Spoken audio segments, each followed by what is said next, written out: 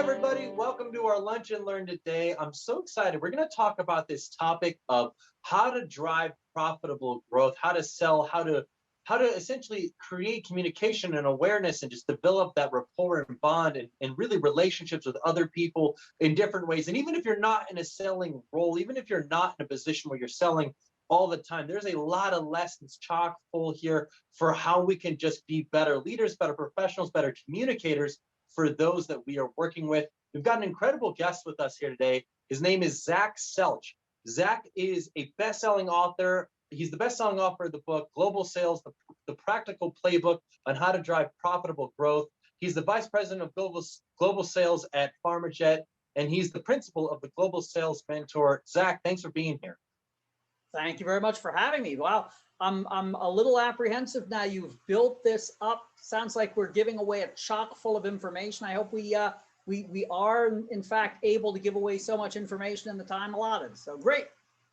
Let's do it. So I love, first question is, why are sales relevant? Even if I'm not in a sales role, even if I'm a professional and I think, I don't sell anything to anybody, why are sales relevant? Well, I like to say nothing moves until something gets sold, right? And that's really the trigger for everything. So if you want, you have a factory and you have people working in that factory and nothing really happens without a purchase order, right?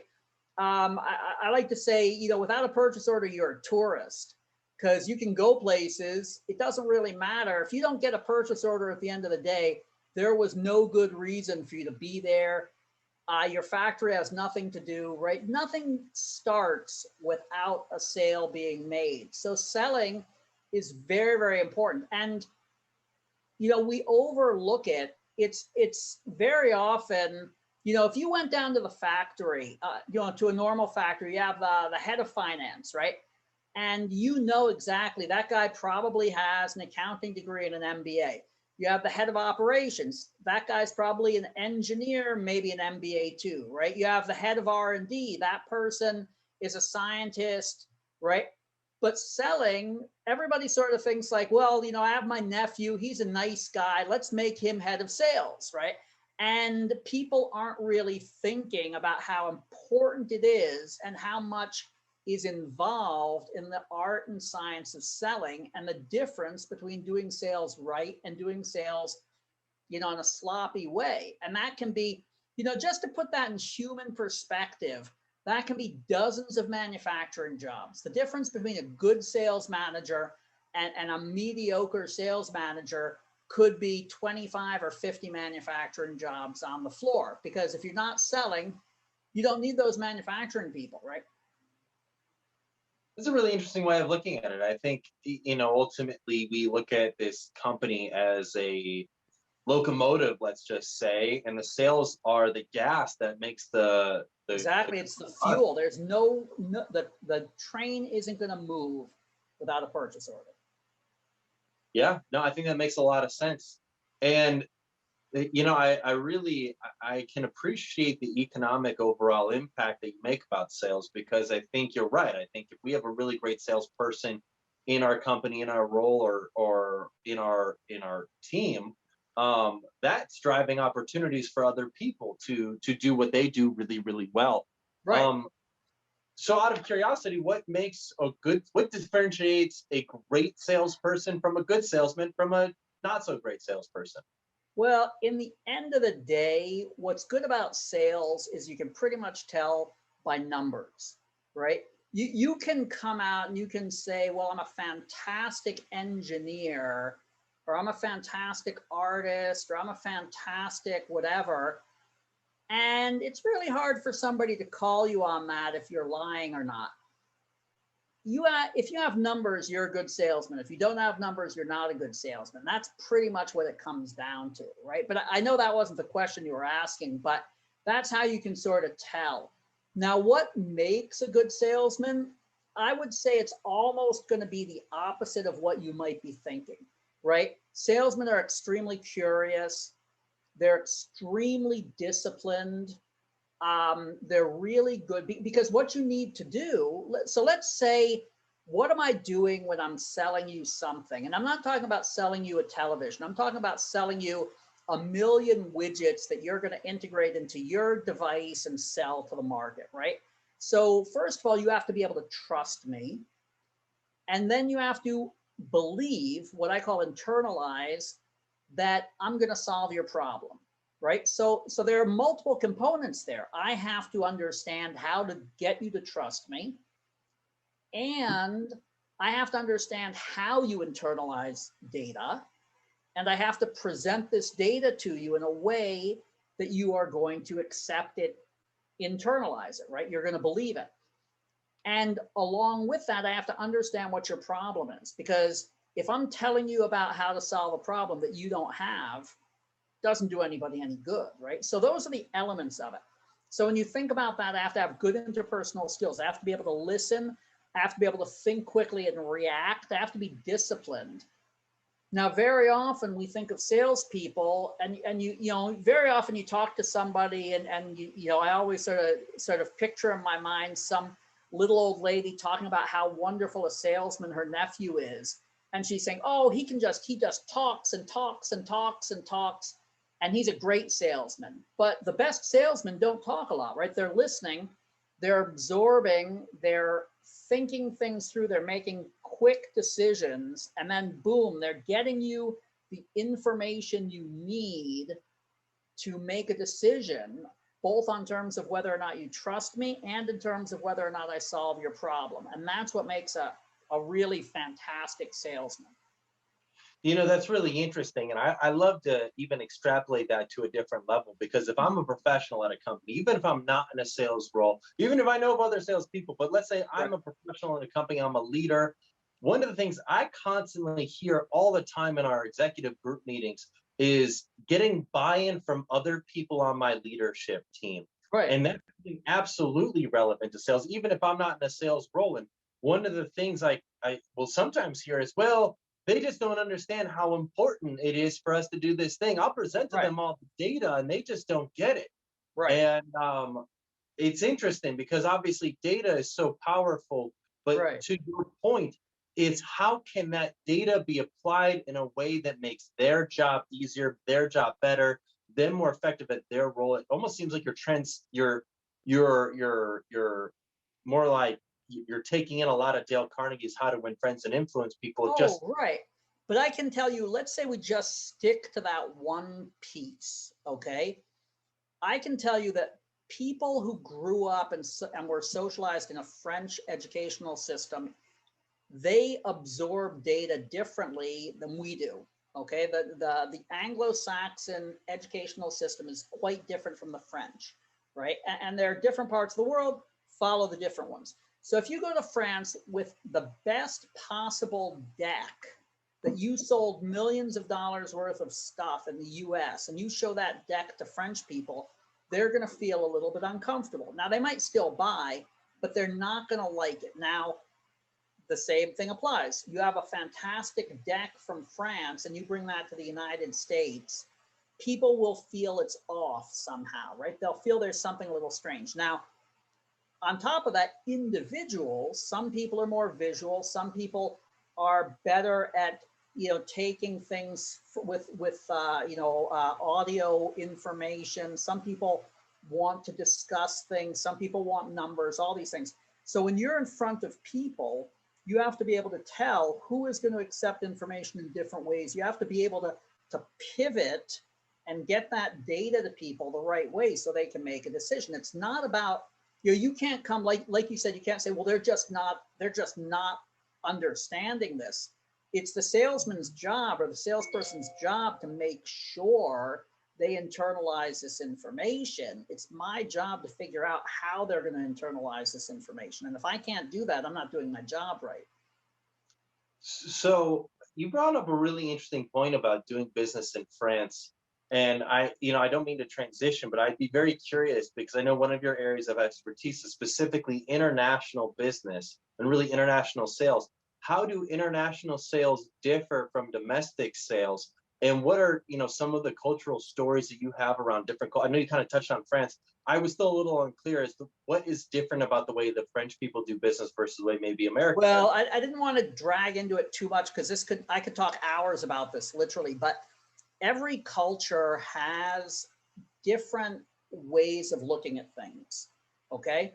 And where I was going with France, for instance, is we typically build up we build up our arguments, whereas they do it backwards. So what we would do would we would basically say, well, just so you understand, carbon, the carbon can impact the ozone layer, and it can impact causing heating. And when the temperature goes up, the ice caps can melt, and then when the ice caps melt, there's more water. And we would go stage by stage by stage until we're saying, well, so the prediction is that in 50 years, the sea levels will be higher. And the French would essentially do that, the opposite. They would say, essentially, scientists say that in 50 years, the ice caps will be higher, and then they would move backwards. Now, that's sort of a very, very oversimplification of this. But the issue is that imagine you went into a presentation and then suddenly everything seemed to be off to you. It was different than what you've seen 1,000 presentations, and now everything's a little bit different. You're going to feel a little uncomfortable, right?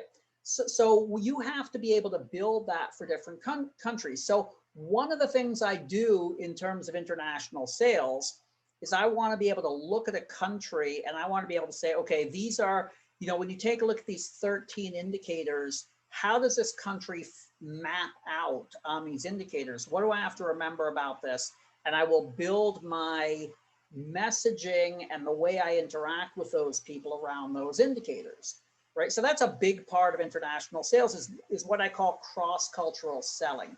And it's a big thing. And honestly, it's something I've been studying both from books and from classes, but also in the field for 30 years. It's not a simple issue. Now, on the flip side of that, there are all sorts of things. I always say, like, let's say I buy from you a truckload of widgets in Texas, right? And you basically say, okay, here's the thing. I manufacture them. You're going to pick them up. You're going to pick them up at my factory with a truck.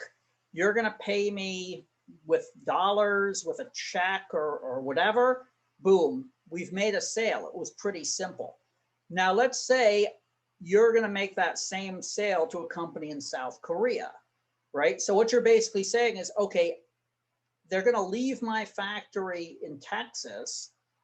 They have to get to Seoul in South Korea. Who pays for the shipping at what point? At what point do they transfer ownership? Because that's important for insurance. How do I get paid?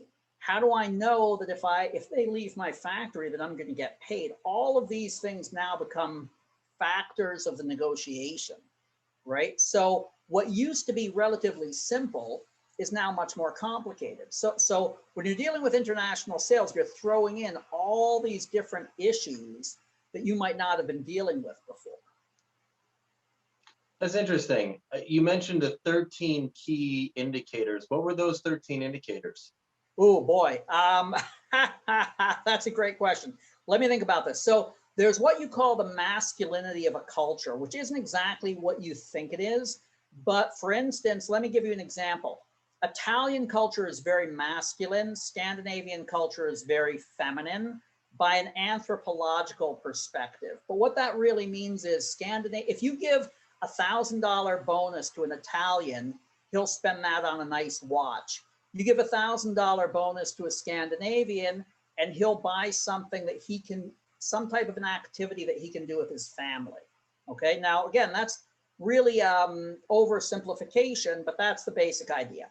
There's hierarchy. How do we make decisions? Does the boss make a decision by himself, or is he going to get people together? There's conflict in the workplace. Is your boss going to yell at you or not in the workplace, right? There's how willing you are to say yes or no in a work environment. There is, I mentioned this issue of how you internalize data. There's an issue of how you what's called how you build a relationship. Is it situational or not? Now, what do I mean by this? This is really important. Americans have the highest level of what's called situational relationships. By that, I mean, you go into Best Buy, somebody has a blue shirt, you hand him your credit card, right? You trust him because he's there, he has a blue shirt on. For Nigerians, you might have to work 6 months or a year to build some level of trust with people. And that's very hard for Americans to get sometimes because, you know, in sales, very often we say, well, you go in and you ask the guy, you ask your customer what his needs are. Now, if you go to somebody in Japan or Nigeria and you say, well, tell me what your biggest problems are at work, he's going to think you're nuts because he doesn't know you, right? He needs to get to know you for 6 months before he's going to answer questions like that. Okay, so that trust is very important. I got to tell you, I don't remember off the top of my head all of them, but typically I work with these. I have a little chart and I go through these and I map out the different countries when I'm working with them. It's really fascinating. Tori, what are your thoughts? I think that's super fascinating. I lived in Japan for a bit, so I am aware of those cultural differences, right? But not in sales. But I'd like to segue back to something else. I believe we're all in sales because we're selling ourselves. Leaders are selling ideas. They're selling strategy. And when you and I spoke, Zach, back in, I don't know, February, you said something that I'd really like for you to expand upon. You had said, with regards to leaders in their first 5 years, they're good at certain things and they're an individual contributor.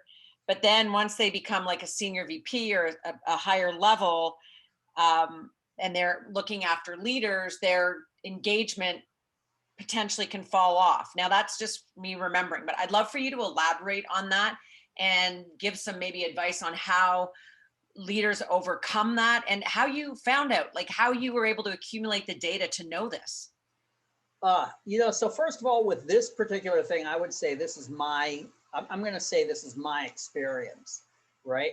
But what I see is very often, and I'm trying to remember exactly in which context we were having this conversation, what I said, but what I'm quite often very, not necessarily critical.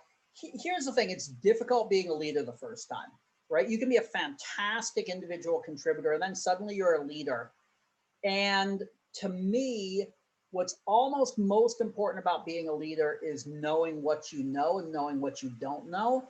And your job should be to make sure that you get the right people to help you, or you learn what you don't know, right?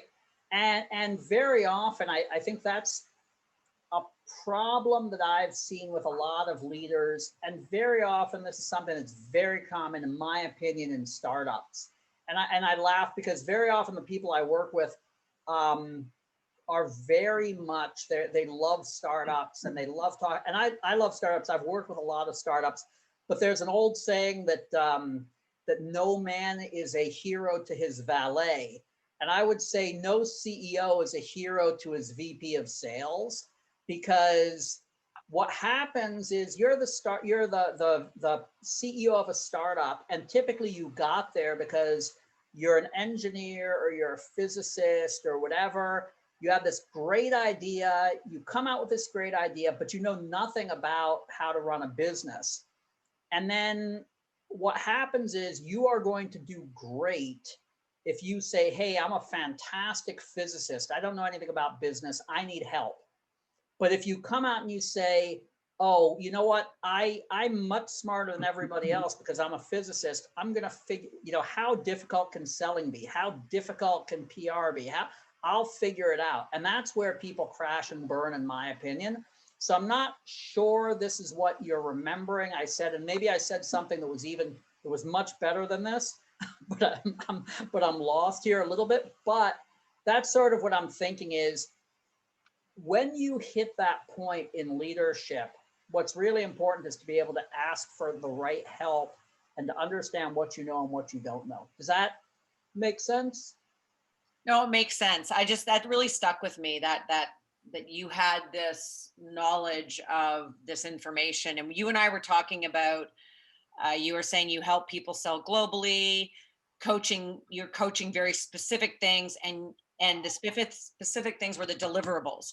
And then somehow we got into the revenue results of sales, and we talked about leadership. And then then we got into that leadership, and you made that comment, and I just clung on to it because I thought it was fascinating. Oh, cool. Thank you. Yeah. Yeah, no, that's a really interesting point. I think there's a lot of power there. I think for most of the leaders in our program, they could recognize, okay, if I'm in a position where I can readily admit that I'm not perfect or incredible at whatever the thing that I'm trying to do is, that one shows accountability. It shows that I am fallible. I'm not perfect. I'm not the most amazing person, which, by the way, makes you a stronger leader in and of itself, because it conveys that you are open to help. Whereas if you convey that you've got it all together, I've got no problems, nothing's an issue with my world, you think you're doing that to preserve your team's energy, that you don't want them to worry about the things that you are in charge of. But in reality, you end up making things worse because you are unwilling to hear how another way of doing things. Right. And that, you think about very often. And the other thing, again, it's interesting when you get into small companies and startups, because very often you have people, you think about it, okay, so you get somebody in there who is a brilliant inventor, right? He invented something, he or she invented this fantastic idea, and then they become the CEO of a startup. That's one type of person. Sometimes you get people who are the vice president from a very large corporation, and then they get into a startup, and now there are 9 people in that startup. And they're dealing again with a whole different thing, right? They've never done some of the stuff they have to do. And one of the things we're always facing is we're getting into these new situations that we're not familiar with, and recognizing that and figuring out how to get the best results I believe that's a real sign of a leader, because you can't just try and push through and say, you know what, this is, I can figure this out, right? I'm pretty smart. I can figure this out. That typically doesn't work very well, What I'd be curious to know going forward, now that we have remote work, what the biggest challenges you see we're facing in terms of sales and sales teams, and also leadership in the ability to manage those sales teams. I'll tell you what, I think we're going to go through a very interesting period right now.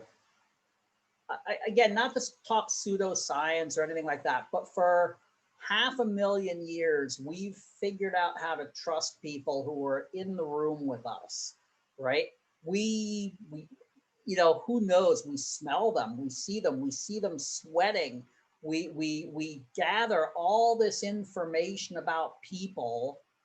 And now we can't do that anymore. And scientists will tell you how much information we're getting outside of just words, right? And we have to now deal with that lack of information. We've all grown up with that. And now we're trying to figure it out. And I think that's the most interesting thing. It's hard on sales. I can tell you, I go probably 5 to 10 times a month. I'm involved in some type of a discussion with other salespeople about how to build rapport remotely, because everybody is worried about it. And I can tell you, people have wild ideas. I know people there are businesses now that will send wine to people, and then you call them up and you discuss the wine as a way to break the ice, right? There are all sorts of different tricks people are using. And this isn't nefarious. They're just, everybody's struggling with this. And I think that's the big thing. And it goes back to leadership. You think about people you've worked with who you trusted or didn't trust, and how much of that was built on the fact that you were in the same room. How many times did you go out with you had a conflict with a boss, or a conflict with a coworker, or a conflict with somebody who reported to you, and you said, hey, let's just go out and have a drink and get to know each other a little bit, and smooth it over, and you can't do that anymore, right? Or you can't do that today. So these things people are struggling with, and I think we're going to find a solution to it, but I think everybody's trying to figure that out right now, and it's not easy. Yeah, that's interesting. I think that I was just about to ask, where do you see the future of sales going? So that's where you see the future of sales going. And any other tips on ways to best prepare a sales team or just teams in general for building this rapport virtually? I think that in a year we're going to have a lot more tools than we do today. All these ideas are good, and people are going to try them and try them and try them. And they're going to figure out what works and what doesn't work. I think we're going to see a lot more use of remote, like certainly in my field, in international sales. I think it's going to make sense to work with a lot more remote people on the ground, as opposed to saying, I'm going to put Zach on a plane and send him halfway across the world, because it's not just a matter of price anymore, of cost. It could be that Zach can't travel for 6 months because there's some type of a medical emergency going on, right? So maybe we need more people in the field. Maybe, I was using this year all sorts of interesting things, like basically getting people who weren't full-time employees to help me set up meetings in remote places, because people weren't answering the phone, right? So we say, oh, this is great. You use the phone and you can talk to this guy. Well, what if he doesn't answer the phone? Can I find somebody on Fiverr in Bangladesh to go find somebody, hand him a cell phone and say, hey, Zach wants to talk to you. And is that worth $50? Sure, it's worth $50, right? If that's the only way I can talk to this guy, then maybe that's what I got to do. So we're using a lot more imagination to get stuff done than we were, a few years ago. And to answer your exact question, I think about 50 to 70% of my work is going to stick remote. I think all coaching and all training, everything that works with internal staff and distributors, I think a lot of that, 95% of that, is going to remain remote. I think I'm going to still get on a plane for is to talk to customers, because I think that's just going to be too difficult to cut out entirely. That's interesting. That's a really interesting perspective. I really liked learning that. I think that really makes a lot of sense. Tor, do you have any other final questions or comments for Zach? No, I thought that was really informative and just interesting. I mean, I think we could talk about this for a long time with regards to, how we handle this as leaders, and how that carries on down to the customer facing people. But this was great. That's Great. awesome. Great. Well, cool. Zach, thanks for being here. The last question I always like to ask all of our guests is, how can our audience learn more about you and your work? Great. So first of all, you can find me on LinkedIn. I'm pretty present on LinkedIn. I have a website that is globalsalesmentor.com. You can find me there. And that'll lead you to pretty much everything I do. I have a podcast, I have a vlog, I have a TikTok channel, a lot of different things. I wrote a book recently called Global Sales, and you can find that on Amazon. But let me tell you very briefly what you get when you find me. Is there are two real areas that I'm working with companies now. I have a training program for global sales managers, which is unlike anything else available, really goes into depth at training people. And I also do a sort of turnkey fractional sales management thing for companies. So if you're a company and you can't afford somebody like me, I can build you an international sales organization from start to finish and hand you the keys, get it running, and really save you time and cost and risk. So that's basically what I do. So if companies are interested in finding somebody like that, they can find me on LinkedIn or on my website, Global Sales Mentor. Cool. Awesome. Zach, thanks for being here. This was great. Everybody, thank you all for being here. Have a wonderful rest of your day. See you, everybody.